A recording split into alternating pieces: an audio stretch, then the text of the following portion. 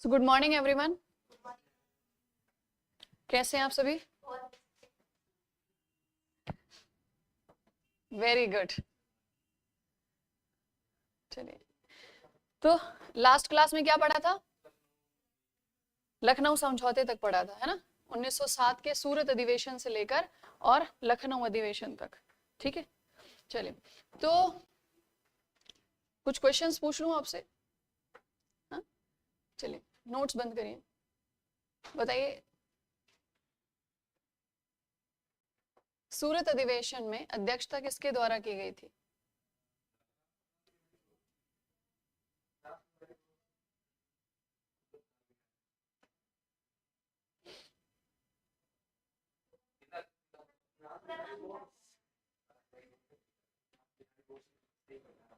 आप बताएं। हाँ हाँ,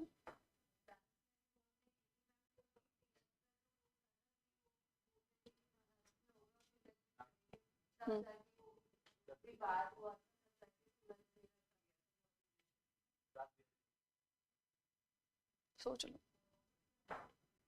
बताइए, आप बताइए, आप बताइए, आप बताइए। रास बिहारी बोस के द्वारा इसकी अध्यक्षता की गई थी। वो प्रेसिडेंट थे इनके। ठीक है, पहले ये अधिवेशन कहाँ होना चाहिए बात की गई थी? नागपुर में। ठीक है, बाद में कहाँ शिफ्ट हो गया? ये सूरत में शिफ्ट हो गया। और सूरत का जो अधिवेशन था वो किस लिए पॉपुलर है? विभाजन के लिए। कहां पर विभाजन हुआ? कांग्रेस के अंदर विभाजन हुआ। भारतीय राष्ट्रीय कांग्रेस में दो दल बन गए, एक नरमपंथी और दूसरा गरमपंथी। ठीक है, और ये किस आधार पर अलग हुए थे? विचारधारा के आधार पर अलग हुए थे। तो मुझे बताइए, 1907 की स्थिति अगर देखें तो भारत के जो राष्ट्रवादी नेता थे कितने भाग में बटे हुए थे? 3 भागों में बटे हुए थे, नरमपंथी, गरमपंथी और मुस्लिम लीग। अब इन तीनों के प्रति ब्रिटिश शासन की प्रतिक्रिया कैसी थी वो बताइए। किस तरीके की प्रतिक्रिया अपनाई, कैसे उन्होंने डील किया? नरमपंथियों के साथ कैसा व्यवहार किया? सहयोगात्मक, कि हम संवैधानिक सुधार करेंगे, प्रतिनिधित्व देंगे। मुस्लिम लीग के साथ, उनके साथ विकासात्मक व्यवहार था, उदार था, विकासात्मक था। शिक्षा और रोजगार में बढ़ोतरी की बात की जा रही थी, ताकि मुस्लिम लीग जो है, मुस्लिम समुदाय भारत का, वो शासन के पक्ष में रहे, है ना, एकजुट ना हो। और गरमपंथियों के साथ किस तरीके का व्यवहार किया गया था? कठोर व्यवहार था, है ना, सप्रेसिव पॉलिसी, राइट। और तिलक को कब और क्यों सजा हुई? देशद्रोह का आरोप लगाकर कब हुई थी उनको सजा? 1908 में। कितने वर्ष की सजा दी गई थी? 6 वर्ष की सजा दी गई थी। ठीक है, कहां भेजा गया था उन्हें? बर्मा के मांडला जेल में भेजा गया था। रिहा कब हुए? हाँ, गिनो गिनो गिनो, काउंट कर रहा है। कब आए? 1914 में। और 1914 में ही एक और इवेंट हुआ, क्या? प्रथम विश्व युद्ध की शुरुआत हुई। ठीक है, भारत का उसमें क्या योगदान था? मतलब भारत शामिल हुआ था क्या? हाँ, क्योंकि उपनिवेश था, इसीलिए ब्रिटेन ने भारत को भी युद्ध में शामिल कर लिया। इसके सकारात्मक प्रभाव पड़े, नकारात्मक प्रभाव पड़े? दोनों प्रभाव पड़े। नकारात्मक प्रभाव क्यों पड़ा? क्योंकि भारत में राजस्व ज्यादा देना पड़ा तो किसान परेशान, महंगाई बढ़ गई तो जनता परेशान, है ना, अनाज ब्रिटेन ले जाया गया तो भूख से जनता परेशान। तो ये नकारात्मक प्रभाव पड़ा। भारत के सैनिकों को वहां ले जाया गया, युद्ध में शामिल कर दिया गया। और सकारात्मक प्रभाव क्या पड़ा इसका? हाँ, और स्वशासन की मांग को और ज्यादा बल मिला। इससे एक पॉजिटिव और सामने आया। इन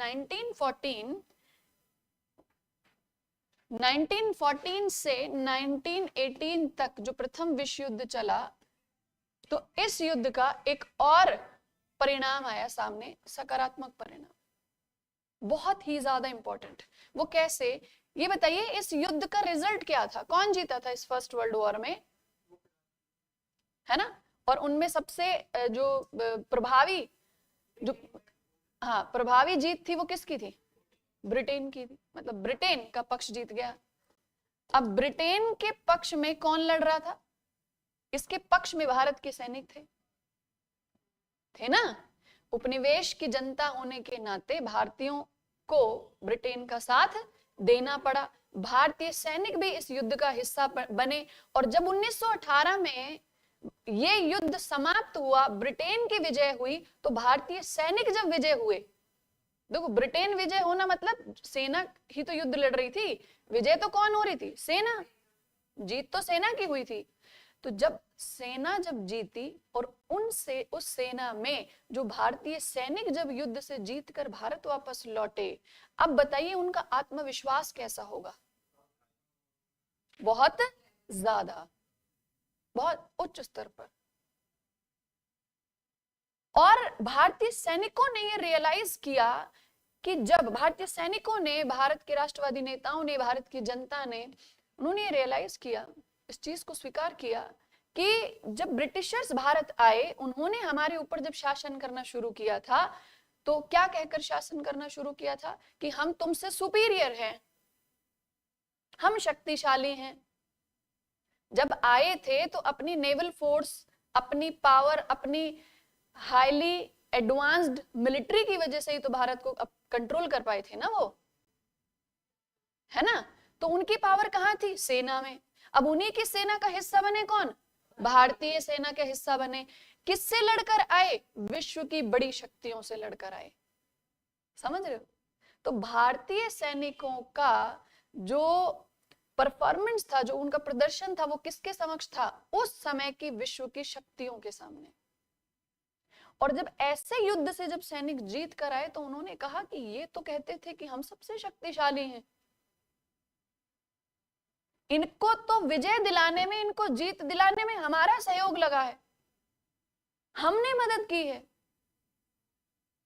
तो अगर हम ब्रिटेन की तरफ से विश्व की तमाम बड़ी शक्तियों को परास्त कर सकते हैं, तो अगर हम अपने भारत के लिए, सुशासन के लिए लड़ें, तो क्या ब्रिटेन को परास्त नहीं कर सकते? ये कॉन्फिडेंस बिल्डअप हुआ, ये विश्वास उनके अंदर आया। तो ये प्रथम विश्व युद्ध का एक बहुत ही इंपॉर्टेंट एक कह सकते हैं प्रभाव रहा, परिणाम रहा। ठीक है। अब आज का जो हमारा टॉपिक है दैट इज गांधी जी का भारत आगमन। One of the most important and one of the most favorite topic of UPSC. Important भी है। इंपॉर्टेंट क्यों है? क्योंकि ये यूपीएससी का बहुत फेवरेट टॉपिक है। ठीक है। और भारतीय इतिहास का भी ये बहुत इंपॉर्टेंट हिस्सा है, क्योंकि जब गांधी जी भारत में आए, उसके बाद से क्या कहा जाने लगा? गांधी युग की शुरुआत, है ना। उस समय का नाम ही क्या रख दिया गया?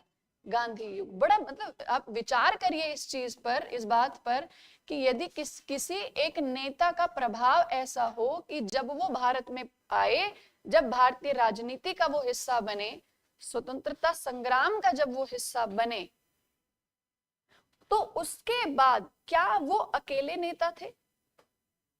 नहीं। क्या वो अकेले स्वतंत्रता संघर्ष में थे? नहीं। लेकिन उनका नेतृत्व, उनका व्यक्तित्व जो था ना, वो प्रत्येक भारत की जनता के अंदर था। समझना, गांधी तो एक थे, लेकिन उनके विचार, उनका व्यक्तित्व, उनके गुण, उनके सिद्धांत भारत के जन जन तक पहुंच गए थे। तो गांधी एक नहीं अनेक हो गए थे। समझ रहे हो इस बात को? और इसीलिए उस पूरे युग को क्या कहा, उस पूरे समय को क्या कह दिया गया कि तो गांधी युग हो गया। क्यों? क्योंकि विचारों से सारे कैसे होते जा रहे? Majority population of India become Gandhi. वरना एक तरफ शासन लाठी चार्ज करे और दूसरी तरफ जनता बैठ के पिटती रहे और ये कहे कि हम तो सत्य का पालन करेंगे, आप पीट लो, हम अहिंसा का रास्ता अपनाएंगे। तो उस व्यक्तित्व में कुछ तो शक्ति होगी। समझ रहे हो? उस नेतृत्व में कुछ तो शक्ति होगी। तो इसीलिए वो गांधी जी का विचार उनके सिद्धांत, उनका व्यक्तित्व, उनके गुण थे जो भारतीयों के अंदर समाहित होते जा रहे थे। और वैसे तो कहने को तो एक गांधी थे, लेकिन अनेक गांधी बनते जा रहे थे। इसीलिए उस पूरे युग को उनके विचारों से प्रभावित मानकर उस पूरे युग को गांधी युग के नाम से जाना जाता है। ठीक है, तो थोड़ा सा हम इनकी अर्ली लाइफ के बारे में बात करते हैं। तो गांधी जी का जन्म कहाँ हुआ था? हाँ, तो लिखिए, लिखो, जन्म हुआ इनका पोरबंदर, पोरबंदर गुजरात,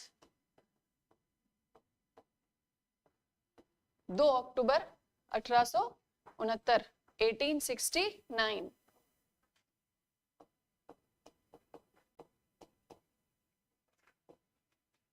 1869। ठीक है, उनका जन्म हुआ पोरबंदर में। और इसके बाद हम जो मेजर पॉइंट्स हैं सिर्फ वो डिस्कस करेंगे। उन्होंने अपनी जो हायर एजुकेशन थी, लॉ की जो डिग्री थी, लॉ एजुकेशन, वो कहां से ली? इंग्लैंड से। कहां चले गए वो आगे की स्टडी करने के लिए? वो आगे की पढ़ाई करने के लिए इंग्लैंड चले गए और वहीं से उन्होंने कानून की शिक्षा प्राप्त की और व्यवसाय उनका क्या हो गया? 1891 में उनकी डिग्री कंप्लीट हुई और उनका प्रोफेशन, व्यवसाय क्या हो गया? वो क्या बन गए? वकील बन गए। पूरा नाम क्या था? मोहनदास करमचंद गांधी। ठीक है, 1891 में वकालत पूरी करने के बाद, ठीक है, वो उनका जो मुख्य, जो ये कहें कि जो मेन जो उनकी एक्टिविटीज रही, जो मुख्य योगदान रहा, वो कहां रहा? दक्षिण अफ्रीका में रहा। ठीक है, और 1-2 वर्ष का नहीं रहा, बहुत लंबा समय उन्होंने वहां पे बिताया। ठीक है, और किस लिए? क्योंकि गए तो कुछ काम के लिए थे, लेकिन वहां दक्षिण अफ्रीका में दक्षिण अफ्रीका के लोगों की हालत देखकर वहां उनके संघर्ष में उनका हिस्सा बन गए। वहां जो भारतीय भी थे, वहीं के जो नेटिव्स भी थे, ठीक है, उन सबका हिस्सा बन गए। उनके अधिकारों के लिए उन्होंने लड़ना शुरू किया। वकील थे व्यवसाय से, ठीक है, और एक वकील जब अपना काम करते करते जब राजनीति में जब हिस्सा लेना शुरू कर देता है, ठीक है, और शासन में बदलाव लाने के लिए जब प्रयास करने लग जाता है ना, तो वो शासन के बारे में पूरी जानकारी हासिल कर लेता है। कहते हैं कि गांधी जी दक्षिण अफ्रीका में रहे कब तक? 1893 से लेकर 1914 तक का जो मेन जो टाइम है, वो कहां इनका व्यतीत हुआ? दक्षिण अफ्रीका में। और दक्षिण अफ्रीका में इन वर्षों के दौरान गांधी जी ने वहां पर सत्याग्रह और अपने ये कहें कि राजनीतिक सिद्धांतों को पाया। दक्षिण अफ्रीका में रहते हुए अपने कुछ राजनीतिक सिद्धांत बनाए उन्होंने, और वो राजनीतिक सिद्धांत उनके क्या थे? गांधी जी के राजनीतिक सिद्धांतों को आप किस नाम से जानते हो? जी,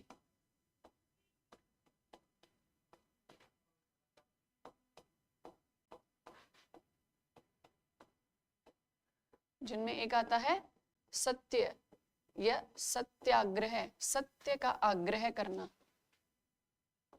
और दूसरा अहिंसा, नॉन वायलेंस, अहिंसा।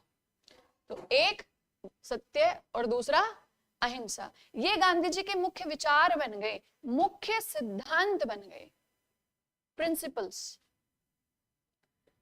ठीक है, देखो, विचार से जब वो सिद्धांत में परिवर्तित हो जाता है ना, तो वो ज्यादा सुदृढ़ हो जाता है, उसमें शक्ति और ज्यादा आ जाती है कि अब मेरे ये सिद्धांत हैं और अब मैं जो भी काम करूंगा इन्हीं सिद्धांतों को ध्यान में रख कर करूंगा। तो गांधी जी ने दक्षिण अफ्रीका में जितना भी वहां पे आंदोलन किया, लोगों के हित के लिए जो भी बात की, वो इन्हीं दोनों सिद्धांतों पर की।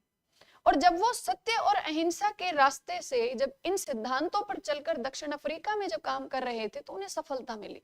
तो जब सिद्धांतों से सफलता मिलनी शुरू हो जाती है, तो विश्वास आ जाता है उन सिद्धांतों के ऊपर।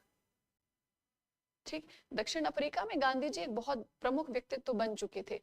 भारत में उनका प्रभाव यहाँ पर अभी तक नहीं था, हाँ, लेकिन जनता को जानकारी थी कि गांधी जी हैं दक्षिण अफ्रीका में, वहां पर वहां के लोगों की मदद कर रहे हैं, उनके अधिकारों के लिए लड़ रहे हैं, ये खबर थी।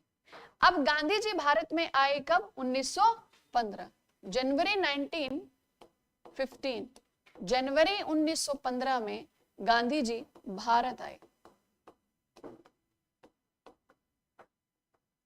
जब वो भारत पहुंचे तो कुछ राष्ट्रवादी नेताओं से उनकी मुलाकात हुई, जिनमें से सबसे प्रमुख कौन थे? गोपाल कृष्ण गोखले। लिखिए, नाम लिखते जाइए, गोपाल कृष्ण गोखले। गोपाल कृष्ण गोखले जैसे उनकी मुलाकात हुई, उनसे बातचीत हुई, काफी अच्छी बातचीत हुई, काफी प्रभावित थे गांधी जी उनके व्यक्तित्व से और वो गांधी जी के व्यक्तित्व से। आने के बाद गांधी जी ने उनसे कहा, भारत की स्थिति के बारे में पूछा। समय कौन सा चल रहा है? 1915। क्या क्या चल रहा था 1915 के समय? बताइए। विश्व के स्तर पर विश्व युद्ध चल रहा था और भारतीय स्तर पर क्या चल रहा था? तिलक वापस आ गए थे, है ना। नरमपंथी, गरमपंथी और मुस्लिम लीग धीरे धीरे आपस में एक दूसरे से बातचीत कर रहे थे, है ना। और होम रूल की शुरुआत हो रही थी। 1915 से ही एनी बेसेंट ने धीरे धीरे प्रसार करना शुरू कर दिया था, इस विचार को फैलाना शुरू कर दिया था। तो भारत में होम रूल या स्वशासन की सही तरीके से, उचित तरीके से मांग थी आंदोलन के रूप में, उसकी भूमिका बन रही थी भारत में जब वो आए थे तब। समझ में आ रहा है? अब भारत में गांधी जी आए, उन्होंने कहा कि भारत की स्थिति बताइए, क्या चल रहा है यहाँ पर। और गोखले जी ने कहा कि भारत के स्वतंत्रता, भारत का जो ये राष्ट्रवादी आंदोलन, क्या कहेंगे इसे अभी? भारतीय राष्ट्रवादी आंदोलन। कि भारतीय राष्ट्रवादी आंदोलन का हिस्सा बनने से पहले आप एक बार भारत की यात्रा करिए। जब तक आप वास्तविक परिस्थिति को नहीं जानोगे, जब तक एक्चुअल कंडीशन पता नहीं चलेगी आपको इंडियंस की, तब तक आप सही तरीके से इस आंदोलन को चला नहीं पाओगे, इसमें इसका हिस्सा नहीं बन पाओगे। गांधी जी ने कहा बिल्कुल सही कह रहे हो, क्योंकि उनका अधिकांश समय तो बाहर गुजरा है ना। तो भारत को तो जाने पहले, भारतीयों को तो जाने पहले, उनकी समस्याएं पता चलेंगी, तब तो आवाज उठाएंगे, है ना। तो 1915 के बाद से ये मान लीजिए पूरा एक वर्ष गांधी जी ने भारत की यात्रा की, भारत के अलग अलग क्षेत्रों की यात्रा की, किसानों से मिले, मजदूरों से मिले, आम जनता से मिल मिलकर उनकी समस्याएं जानने की कोशिश की। वो देखना चाहते थे कि एक्चुअल में क्या कंडीशन है इंडिया के। कहते हैं कि उनका फर्स्ट पब्लिक अपीयरेंस, पहली बार सार्वजनिक रूप से जनता से जो उनकी मुलाकात हुई थी, वो फरवरी 1916 में। कब हुई? फरवरी 1916 में। फरवरी 1916 में गांधी जी पहली बार सार्वजनिक रूप से, गांधी जी ने पहली बार सार्वजनिक रूप से जनता को संबोधित किया। लिखते चलिए इन चीजों को, ठीक है। पहली बार सार्वजनिक रूप से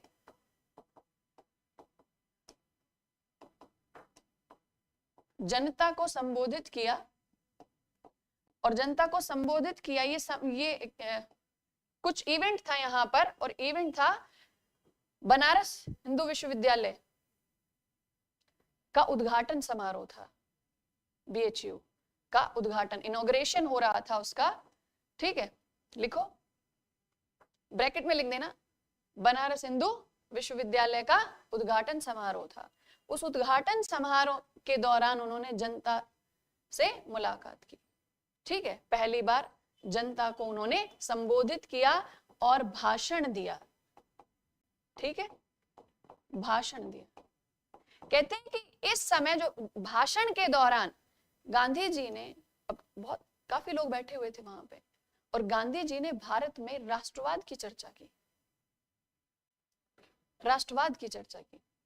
उन्होंने कहा कि भारत में एक राष्ट्र के प्रति एक प्रेम दिखाई दे रहा है, एक राष्ट्रवादी विचारधारा दिखाई दे रही है, और काफी हद तक जो भारत का राष्ट्रवादी आंदोलन है वो आगे बढ़ चुका है, लेकिन वो जो राष्ट्रवादी आंदोलन जो अभी तक चल रहा है उसकी कुछ सीमाएं हैं, उसके कुछ लिमिटेशंस हैं। अब जनता ने सोचा कौन से लिमिटेशन की बात कर रहे हैं, कौन सी सीमाओं की बात कर रहे हैं। उन्होंने कहा कि अभी तक जो राष्ट्रवादी आंदोलन चलाया जा रहा है वो भारतीय राष्ट्रीय कांग्रेस के माध्यम से चलाया जा रहा है पूरे भारत में। भारतीय राष्ट्रीय कांग्रेस में कितने विचार हैं, नरमपंथी हो या गरमपंथी हो, तो गांधी जी ने एक बात कही, उन्होंने कहा कि अभी तक जो राष्ट्रवाद है और जो आंदोलन चल रहा है वो कुछ संप्रभु या अभिजात वर्ग तक ही सीमित, एक एलाइट क्लास तक ही सीमित, और ये तब तक सफल नहीं होगा जब तक संपूर्ण भारत की आम जनता इस आंदोलन का हिस्सा ना बन जाए। अब जैसे उन्होंने कहा, अब इतने प्रभावी वक्ता थे वो, ठीक है, उनके विषय में पहले से पता था कि दक्षिण अफ्रीका में भी ये इस तरीके से आंदोलन का हिस्सा बने थे और सफलता भी उन्होंने हासिल की, ठीक है। जब उन्होंने ऐसे बोला तो जनता एकदम से खुश हो गई कि ये तो वाकई में एक बड़े अच्छे प्रभावी नेता हैं। और इतने बड़े मंच से उन्होंने क्या कहा कि आम जनता का सहयोग चाहिए। समझ रहे हो, अभी तक क्या था, अभी तक विचार, आप इमेजिनेशन में देखिए, आप सोचिए जो गांधी जी ने कहा कि अभी तक जो आंदोलन चल रहा है अच्छा चल रहा है और काफी हद तक आगे बढ़ चुका है राष्ट्रवाद भारत में, लेकिन जो आंदोलन है, आंदोलन की बात कर रहे हैं, जो आंदोलन है ये किसके हाथों में है, किसके नेतृत्व में है, ये कुछ एलिट क्लास के हाथों में, जो बुद्धिजीवी लोग हैं, जो अभिजात वर्ग है, जो कुछ राष्ट्रवादी नेता हैं, उन तक ये आंदोलन सीमित है। ये आंदोलन सफल तब होगा जब आम जनता सामने आएगी, संपूर्ण भारत की।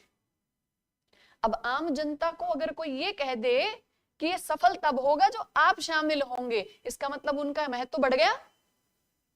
उनको क्या लगा कि हमारे बिना ये संभव नहीं है और हमारी भागीदारी कितनी ज्यादा जरूरी है। तो सोच के देखिए, इतना बड़ा नेता, ठीक है, आके ये कह दे कि आम जनता के सहयोग के बिना कुछ नहीं हो पाएगा, हम सफल ही नहीं हो पाएंगे। तो आम जनता के अंदर कॉन्फिडेंस, वो बेचारे दबे कुचले, कभी राजस्व के चक्कर में, कभी कुछ शासन की नीतियां, उन्होंने तो सप्रेशन देखा था ना। अब उनको कोई कह दे कि आंदोलन आपके बिना असफल रहेगा, जनता खुश। ये तो प्रभावी है, ये व्यक्तित्व, ये तो वो कहते हैं कि गांधी जी के व्यक्तित्व के लिए कहा जाता है ये चमत्कारी व्यक्तित्व है। देखो चमत्कार क्लास में भी हो रहे हैं, उन्होंने कहा ये चमत्कारी व्यक्तित्व है, ये अद्भुत है ये इनका व्यक्तित्व। अब गांधी जी की फैन फॉलोइंग बढ़ने लगी इंडिया में, ठीक है। अब ये लिख लिया ना आपने, नोट कर लिया ना। अब क्या हुआ, 1917 और 1918, इन 2 वर्षों में, ये 2 वर्ष बहुत इंपॉर्टेंट है क्योंकि यहां पर गांधी जी ने पहली बार भारत में आंदोलन की शुरुआत की। और गांधी जी के द्वारा शुरू किए गए जो आंदोलन थे पहले, ये जो 3 आंदोलन थे, वो कौन कौन से थे, चलिए हाँ लिखो। हाँ, तो सबसे पहले लिखते हैं चंपारण आंदोलन। पहले तो तीनों नाम लिख लीजिए, चंपारण सत्याग्रह भी कहते हैं इसे, चंपारण आंदोलन या चंपारण सत्याग्रह।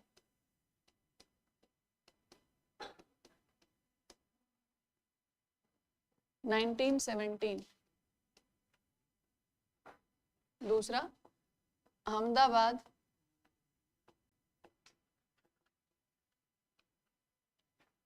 मिल हड़ताल।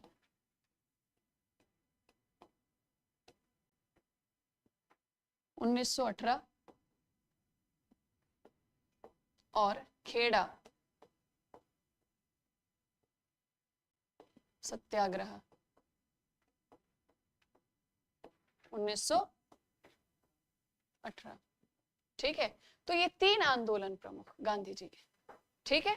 तो सबसे पहले अब मेन हेडिंग बनाइए चंपारण आंदोलन या चंपारण सत्याग्रह को। ऑनलाइन में भी सभी को गुड मॉर्निंग।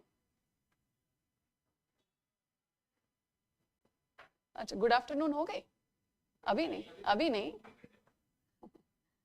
लिखिए, हेडिंग बनाइए चंपारण सत्याग्रह।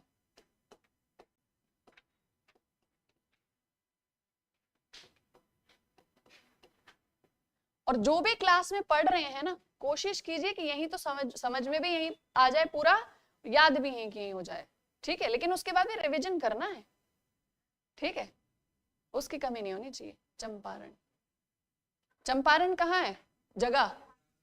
बिहार में। ये बिहार राज्य में एक स्थान का नाम है, एक जगह का नाम, एक गांव का नाम, ठीक है।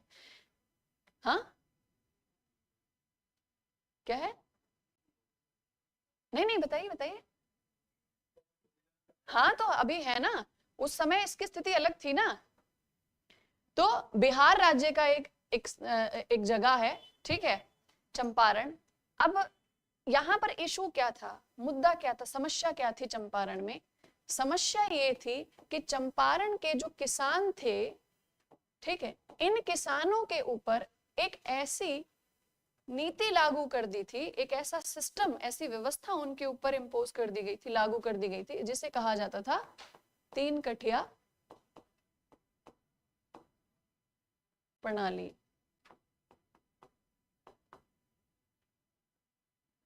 तीन कठिया, ठीक है। 3 कठिया का मतलब ये है कि अगर जो भूमि है, ठीक है, उसका 3/20वां भाग।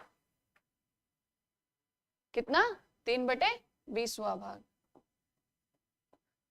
इस हिस्से पर 3/20 पार्ट, इस हिस्से पर नील की कृषि करने के लिए उनको बाध्य किया जा रहा था, चंपारण क्षेत्र के लोगों को, ठीक है। 3/20वें भाग पर उनकी जो भूमि थी, उसके इस हिस्से पर, इस फिक्स इतने हिस्से पर क्या करने को बोला जा रहा था? नील की कृषि करने के लिए उनको बाध्य किया जा रहा था, मजबूर किया जाता, फोर्सफुली। अब किसान इस बात से नाराज थे, नील की खेती करने से किसान नाराज थे। अब किसान क्यों नाराज? उन क्या क्या समस्या थी नील की कृषि करने में?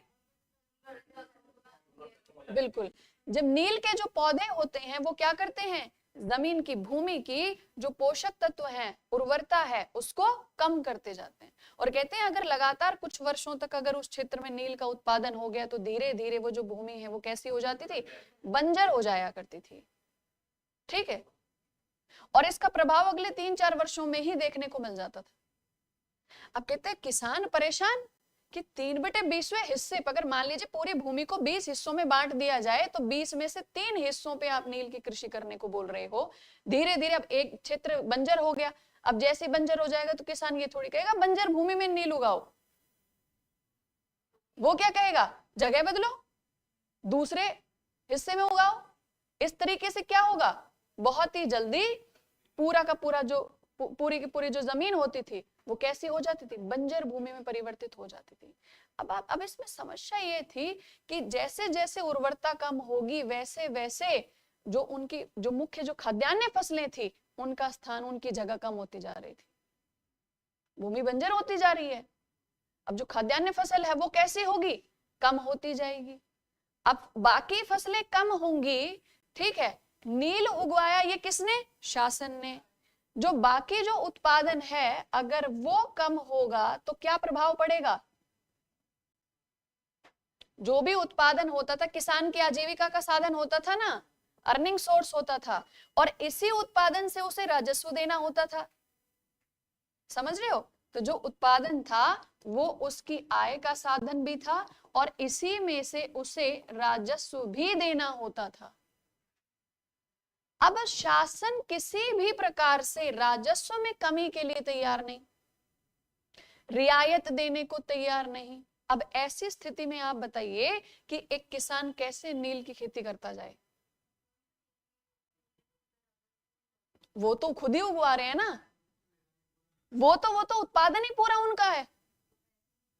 बाउंड करते थे उसके, कितने देते थे, बहुत कम, कॉन्ट्रैक्ट साइन होते थे इनके लिए, बंधुआ मजदूर जैसा महसूस करते थे किसान, किसानों का कोई लाभ नहीं होता था इसमें, ठीक है, उनको सिर्फ किराया मिलता था जमीन का, फोर्सफुली। और यहां पर जो राजस्व देना होता था वो बाकी उत्पादन में से देना होता था। अब इसमें कोई रियायत नहीं, कोई भी रियायत नहीं। अब जब यहां रियायत नहीं होगी, ठीक है, अब उसको अपना परिवार भी चलाना है, उनकी जरूरतें भी पूरी करनी है, राजस्व भी देना है। अब ये कैसे हो पाएगा? अब क्या करते थे, राजस्व देने के लिए ज्यादा से ज्यादा ऋण लिया करते थे। अब जब राजस्व अदा नहीं कर पाएंगे तो जमीन छिन जाएगी उनकी, हथिया लेते थे जमींदार उनकी जमीन को। अगर राजस्व देना है, ठीक है, इस कंडीशन में या तो क्या होगा, जमीन जाएगी, या फिर ऋण लो, साहूकारों से ऋण लीजिए। जमीन गई तो पूरा नुकसान, और अगर ऋण ले लिया तो क्या हो गया, कर्ज के जाल में फंस गए। और अब आप सोच के देखिए, साल दर साल उन किसानों की स्थिति को सोच के देखिए, कितनी दरिद्रता, कितनी भुखमरी वहां पर होती जा रही होगी, कितनी परेशानियों का सामना वो कर रहे होंगे, बहुत ज्यादा परेशान हो गए। और फिर चंपारण के किसानों ने क्या डिसाइड किया कि अब हम क्या करेंगे, इसके विरुद्ध आवाज उठाएंगे। उन्होंने बहुत प्रयास किया। चंपारण जो आंदोलन था, इस आंदोलन के जो कृषक नेता थे चंपारण में, उनका नाम क्या था, राजकुमार शुक्ल। ठीक है, लिख लीजिए। चंपारण में कृषक नेता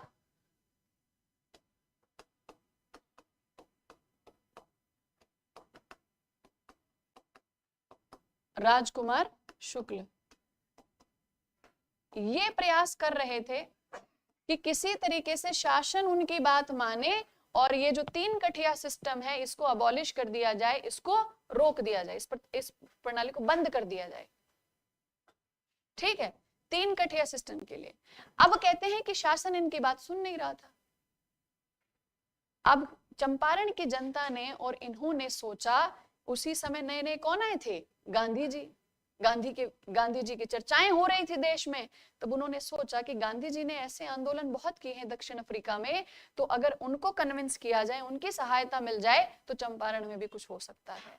तब राजकुमार शुक्ल गए थे गांधी जी को लेने, इन्होंने मनाया था गांधी जी को।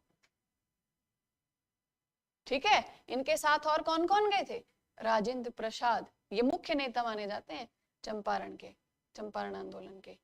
ठीक है, सहयोगी नेताओं में आते हैं। तो राजकुमार शुक्ल गए गांधी जी को कन्विंस कर ले, गांधी जी से कहा कि आप चलिए चंपारण में कृषकों की हालत देखिए एक बार। गांधी जी ने थोड़ा समय लिया पर चले गए। जाने के बाद वो वहां राजेंद्र प्रसाद, नरहरि पारिख, ठीक है, इन लोगों से मिले।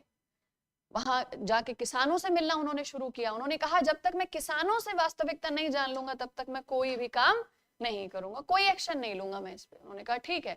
तो कहते हैं चंपारण पहुंचने के बाद घर घर जाकर किसानों से मिलना शुरू किया, किसानों को बुलाकर इकट्ठा कर करके उनकी बात सुनी गई। और गांधी जी को रियलाइज हुआ कि वाकई में ये जो समस्या है बहुत गंभीर है और इसमें इनका सहयोग करना चाहिए। अब गांधी जी ने कहना शुरू किया कि कानूनी तरीके से हम इसका समाधान जरूर करेंगे, ये आपका अधिकार है, आप अपने अधिकार के लिए लड़ रहे हो, आपको घबराने की जरूरत नहीं है। अब ये जो बातें थी ये चंपारण में फैल गई, शासन तक फैल गई। अब शासन ने नोटिस जारी किया गांधी जी के लिए और गांधी जी को साफ तौर पर बोल दिया गया कि तत्काल प्रभाव से चंपारण छोड़ दिया जाए, चंपारण से बाहर निकल जाएं। अब नोटिस आया, किसान और बाकी सारे नेता सोचे कि ये तो शासन ने कार्रवाई करनी शुरू कर दी, हमने तो कोई एक्शन लिया ही नहीं कि उधर से रिएक्शन आ गया, अब क्या होगा, गांधी जी अब चले ना जाए। अब गांधी जी ठहरे वकील और दक्षिण अफ्रीका का इतना अनुभव। गांधी जी ने घोषणा करी, उन्होंने कहा कि शासन अपना काम करने के लिए स्वतंत्र है, शासन है वो अपना काम करने के लिए स्वतंत्र है। जहां आपको लगे कानून व्यवस्था बनाए रखने के लिए कोई एक्शन लेना चाहिए, आप एक्शन ले लेना, पूर्ण स्वतंत्र हो आप। और वैसे ही एक नागरिक होने के नाते और एक वकील होने के नाते मैं स्वतंत्र हूं, मैं अपना काम करूंगा, आप अपना काम करना।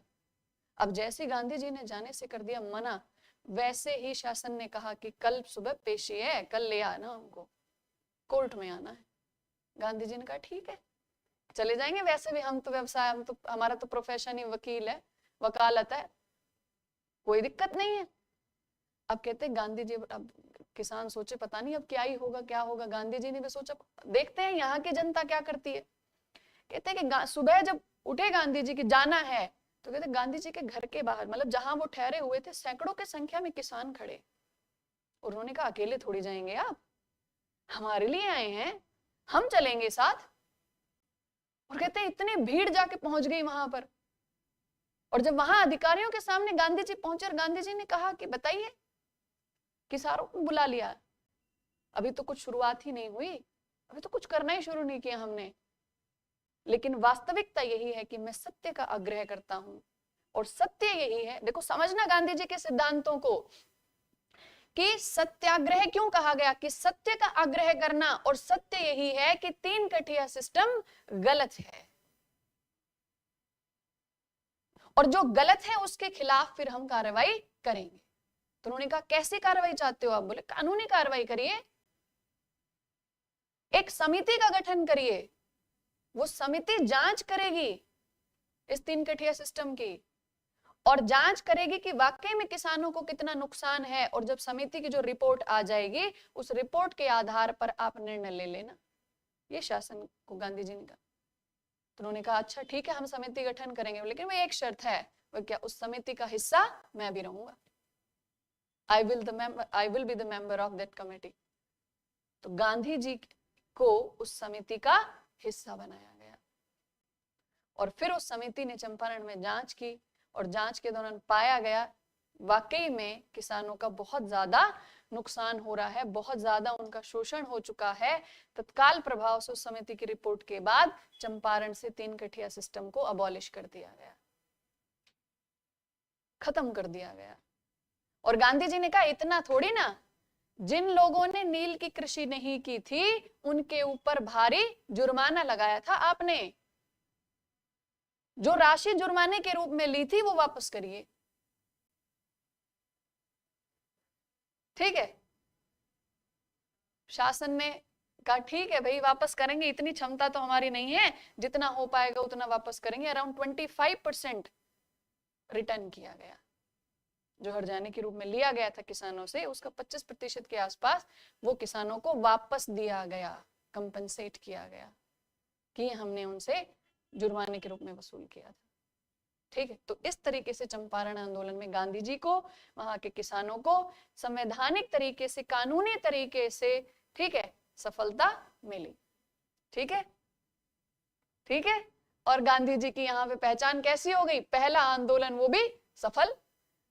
अब चंपारण के लिए तो क्या, पूरे भारत के लिए गांधी जी क्या हो गए? हीरो बनते जा रहे हैं, ठीक है? चलिए लिखिए इसको, लिखो राजकुमार शुक्ल के आग्रह पर, राजकुमार शुक्ल के आग्रह पर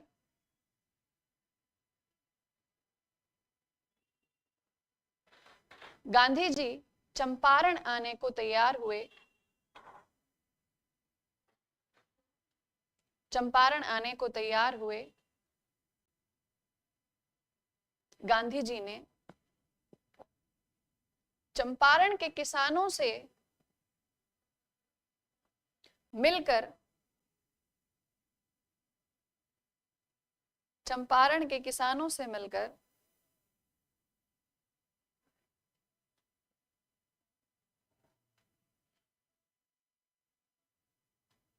वास्तविक स्थिति की जांच की, वास्तविक स्थिति की जांच की।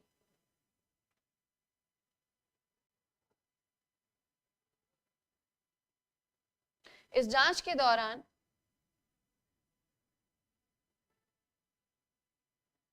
तीन कठिया प्रणाली को कृषकों के लिए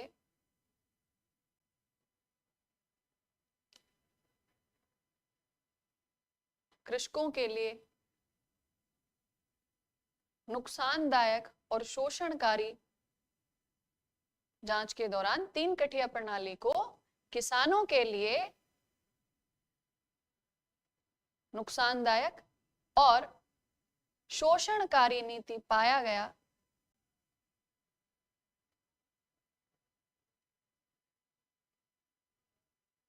ठीक, इस 3 कठिया प्रणाली के विरुद्ध सत्याग्रह करने का निश्चय किया गया, सत्याग्रह करने का निश्चय किया गया। ठीक है, अब वो स्टोरी लिखने की जरूरत नहीं है, वो तो समझाना ही काफी था। ठीक है, लिखो इस आंदोलन के दबाव में, हेडिंग एक छोटी सी हेडिंग बना लो थोड़ा ऊपर, शासन की प्रतिक्रिया,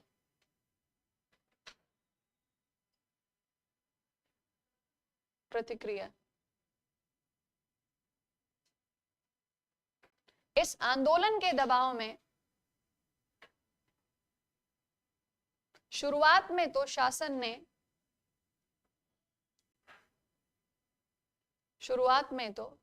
ने कड़ा रुख अपनाया और गांधी जी को लौट जाने को कहा।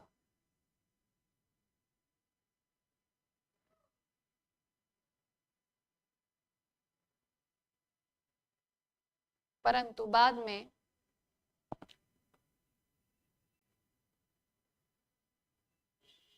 तीन कठिया प्रणाली की जांच हेतु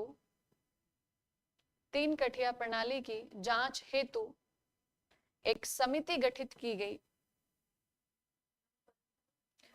बाद में 3 कठिया प्रणाली की जांच हेतु या जांच के लिए एक समिति का गठन किया गया।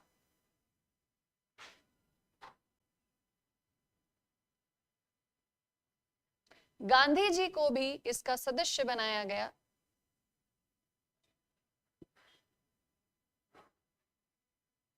अब छोटी हेडिंग बनाइए, परिणाम।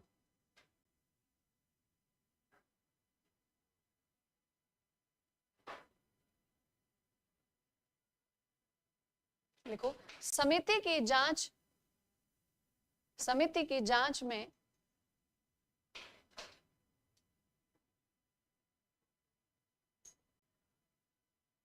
किसानों की वास्तविक स्थिति सामने आई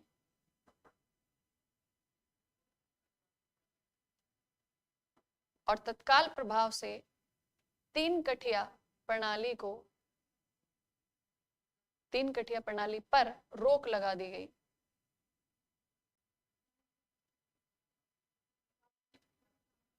और तत्काल प्रभाव से 3 कठिया प्रणाली पर रोक लगा दी गई। साथ ही हर्जाने के रूप में वसूल की गई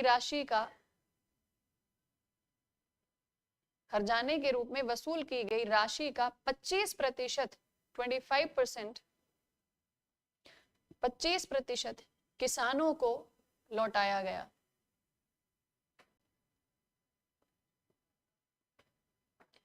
किसानों को लौटा दिया गया। ठीक है, तो चंपारण आंदोलन पढ़ा। क्या क्या पॉइंट्स पढ़े चंपारण आंदोलन के? कब हुआ ये? 1917। चंपारण कहां पर है? बिहार में। इशू क्या था यहाँ पर? 3 Kathiya system was the main issue.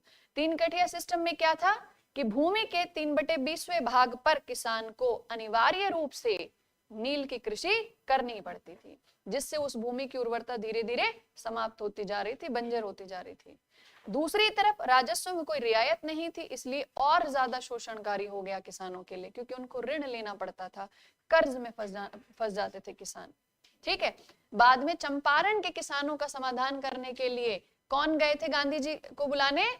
राजकुमार शुक्ल गए थे गांधी जी को बुलाने के लिए। ठीक है, गांधी जी आए और फिर एक समिति का गठन हुआ और उस समिति के बाद क्या हुआ?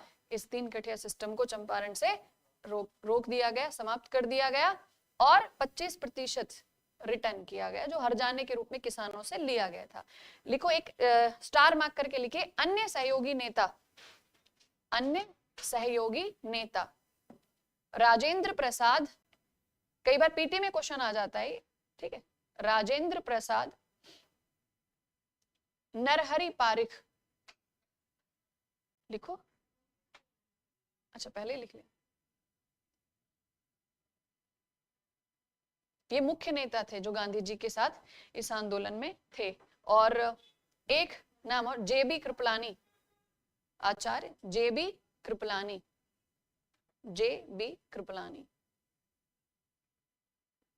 ठीक है, तो ये हो गया चंपारण आंदोलन। नेक्स्ट वन इज अहमदाबाद मिल हड़ताल।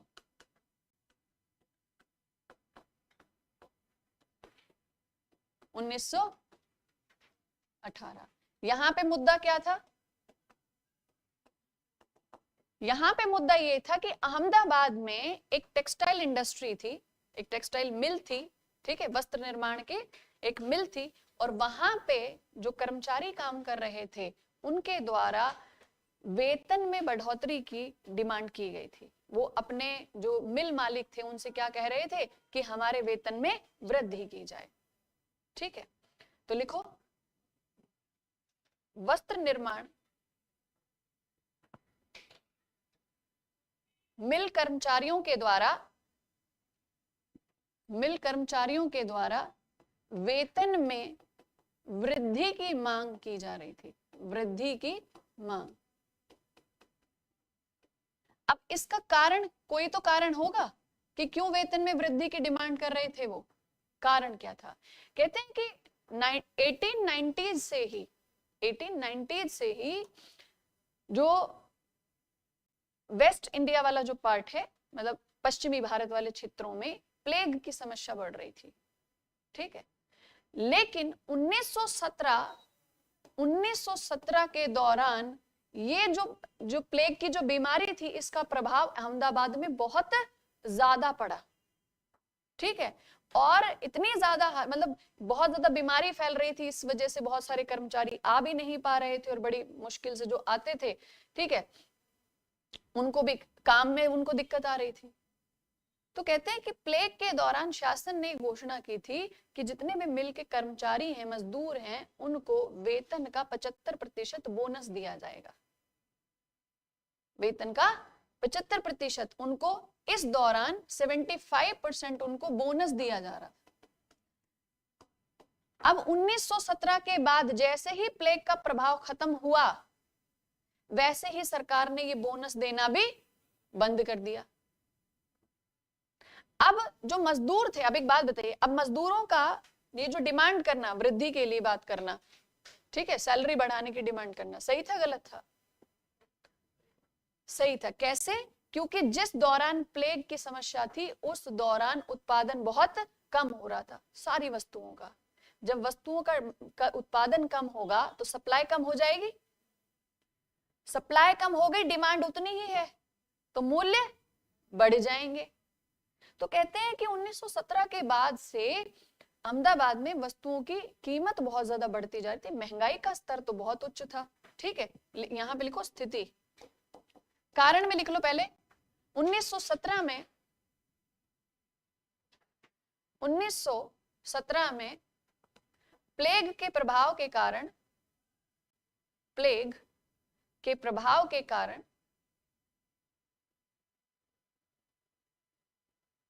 कर्मचारियों को वेतन का 75% बोनस दिया जा रहा था।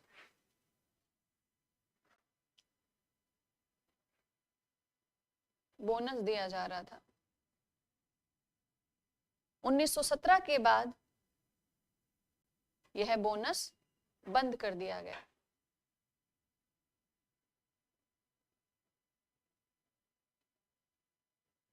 ठीक है, ये कारण था।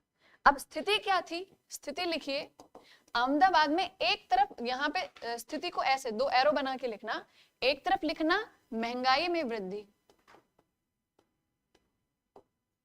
महंगाई दिन प्रतिदिन बढ़ती जा रही थी, और दूसरी तरफ सरकार की तरफ से कोई रियायत नहीं। ठीक है, और अपनी आय के लिए जो उनका राजस्व लगाने का जो तरीका था वो लगातार चलता रहा।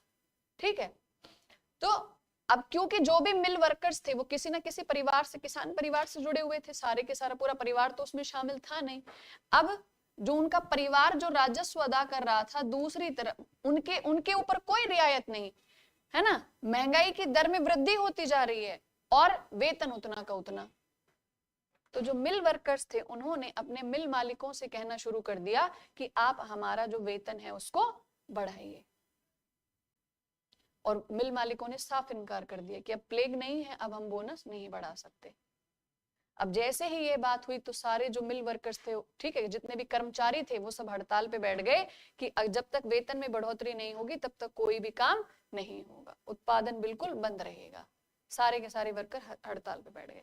फिर उनको पता चला कि चंपारण में जो गांधी जी का जो आंदोलन था वो कैसा रहा, सफल रहा, तो एक काम किया जाए, गांधी जी की हेल्प ली जाए इस आंदोलन में, और तब गांधी जी को अहमदाबाद बुलाया गया।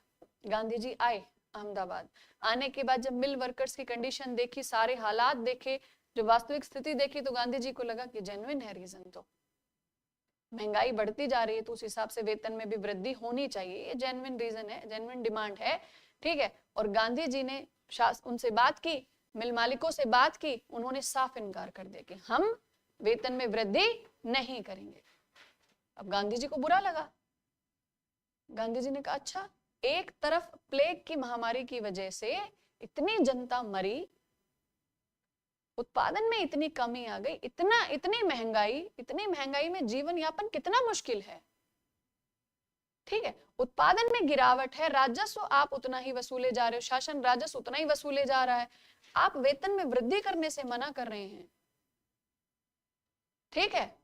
तो जनता के मरने से आपको कोई फर्क नहीं पड़ता, जनता मर रही है, आपको कोई फर्क नहीं पड़ रहा, चाहे बीमारी से मरे, भूख से मरे, आपको कोई फर्क नहीं पड़ता। तो ठीक है, आप कह रहे हो वेतन नहीं बढ़ेगा, ठीक है, लो हम बैठ गए। गांधी जी हड़ताल पे बैठ गए और उन्होंने कहा कि जब तक हमारी मांगे पूरी नहीं होगी मैं आमरण अनशन पर रहूंगा। भूख हड़ताल।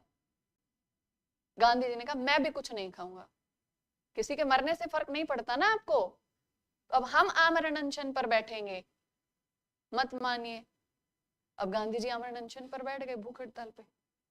अब जैसे भूख हड़ताल पे बैठे, सारी बात फैल गई, ये बात कि गांधी जी भूख हड़ताल पे बैठ गए हैं और मिल मालिक मानने को तैयार नहीं है। अब जैसे ये बात हुई, प्रशासन का दबाव पड़ने लगा, रे समझ में आ रही है तुम्हें कौन बैठा है हड़ताल पे?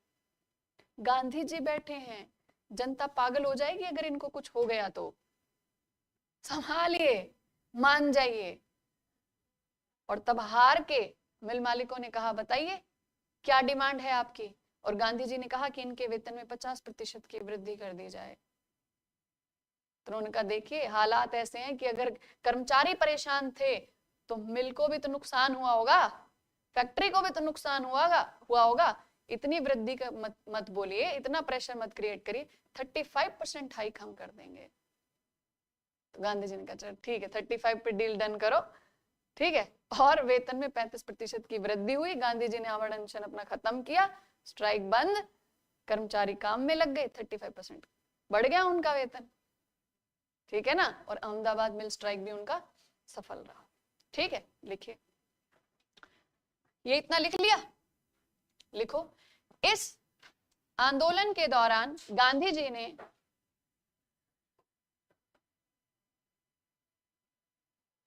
कर्मचारियों के पक्ष में भूख हड़ताल करने का निश्चय किया और आमरण अनशन पर बैठ गए।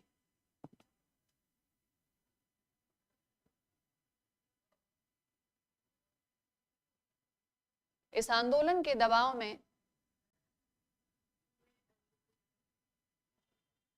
और आमरण अनशन पर बैठ गए, भूख हड़ताल का निश्चय किया, आमरण अनशन पर बैठ गए। इस आंदोलन के दबाव में मिल मालिकों ने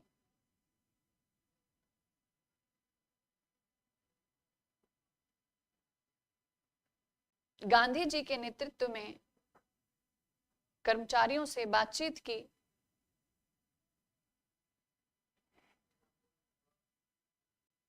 दबाव में मिल मालिकों ने गांधी जी के नेतृत्व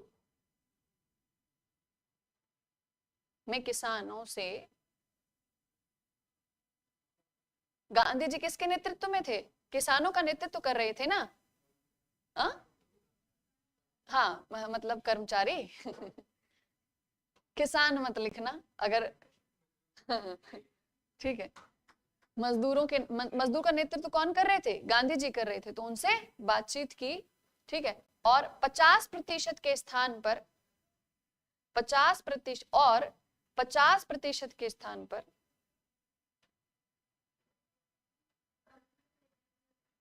मजदूरों से बातचीत की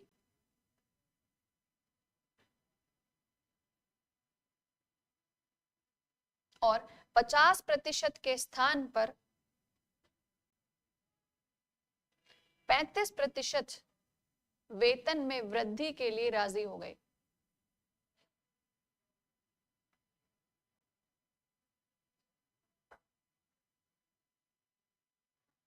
ठीक है, चलो, तो इस तरीके से अहमदाबाद मिल स्ट्राइक भी सफल रही। थर्ड लिखिए, खेड़ा आंदोलन।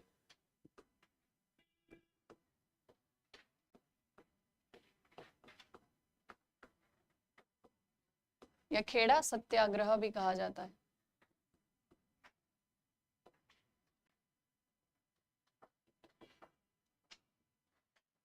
ठीक है, अब खेड़ा में समस्या क्या थी, मुद्दा क्या था?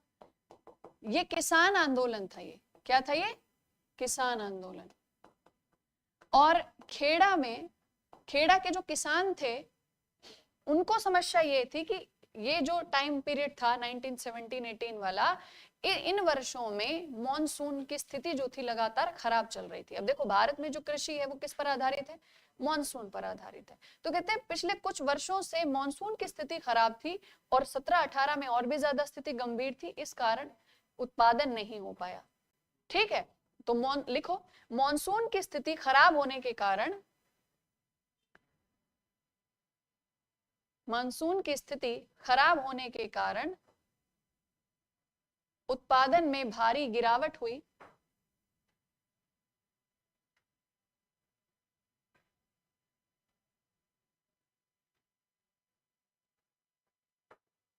ठीक है, अब शासन ने क्या कर रखा था कि जब भी कभी ऐसी समस्या होगी तो शासन ने कुछ रूल्स बना रखे थे, नियम बना रखे थे कि अगर कभी ऐसी स्थिति आ जाए तो अगर जो उत्पादन है, कंडीशन थी एक, ठीक है, there was a condition, condition ये थी कि अगर उत्पादन एवरेज का, जो ऑन एन एवरेज जितना प्रोडक्शन होता है, औसत उत्पादन के 25% से भी अगर कम होता है, ठीक है, जितना एवरेज प्रोडक्शन होता है उसका अगर 25% से भी अगर उत्पादन किसी वर्ष कम होता है तो ऐसी स्थिति में किसानों से राजस्व नहीं लिया जाएगा, उनको रियायत दी जाएगी।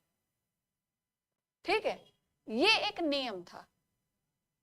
ठीक, हाँ, देखो स्थिति क्या थी वहां पर, मुद्दा क्या था कि किसान परेशान थे खेड़ा के कारण, क्योंकि मॉनसून की वजह से, मॉनसून में खराबी, ये कहें कि मॉनसून अच्छा नहीं था पिछले कुछ वर्षों से, तो जो उत्पादन था वो ईयर बाय ईयर डिक्रीज हो रहा था, डिक्लाइन हो रहा था। 1918 तक आते आते उत्पादन का स्तर बहुत ज्यादा गिर गया, मतलब प्रोडक्शन ही नहीं हो पाया। अब जब बारिश ही नहीं होगी, ठीक है, तो फसल इतनी अच्छी नहीं ग्रो कर पाएगी, उत्पादन में गिरावट। दूसरी, ये तो हो गया मुद्दा, ठीक है, इस वजह से किसान परेशान थे, ये समस्या थी वहां की। अब शासन के द्वारा कभी सूखा, बाढ़ या अकाल जैसी स्थिति हो, समझ रहे हो, ऐसी स्थिति के लिए कुछ नियम बनाए गए थे कि ऐसी कोई स्थिति हो, प्राकृतिक आपदा हो या प्राकृतिक कारणों की वजह से उत्पादन में अगर इतनी गिरावट होती है, कितनी गिरावट, यदि औसत उत्पादन का अगर 25% से भी कम अगर प्रोड्यूस हुआ है, जितना ऑन एन एवरेज हर साल, मान लीजिए अगर हर साल 10 टन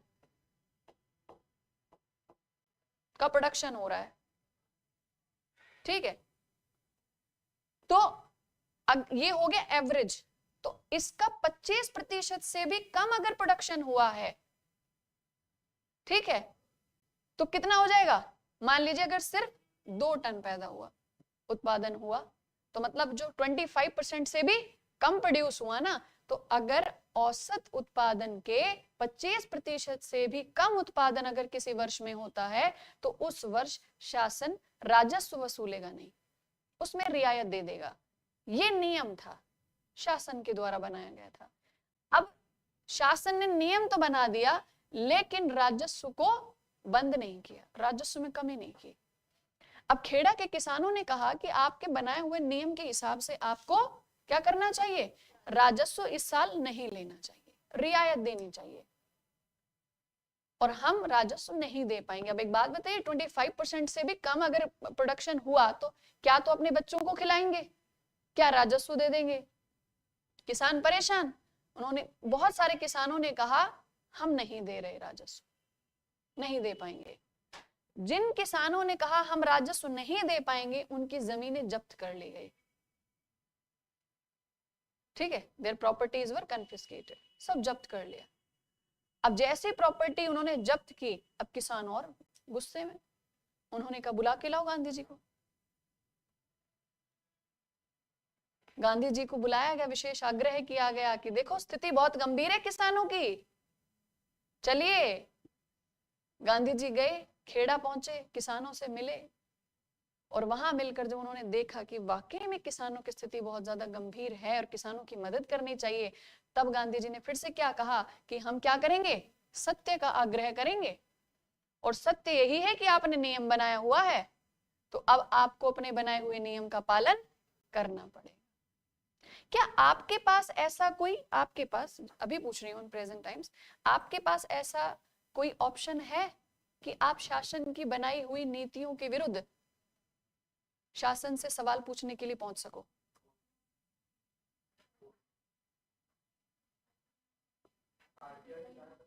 उससे तो जानकारी मांगोगे। कोर्ट किस बिहाफ पर जाओगे, क्या कहोगे?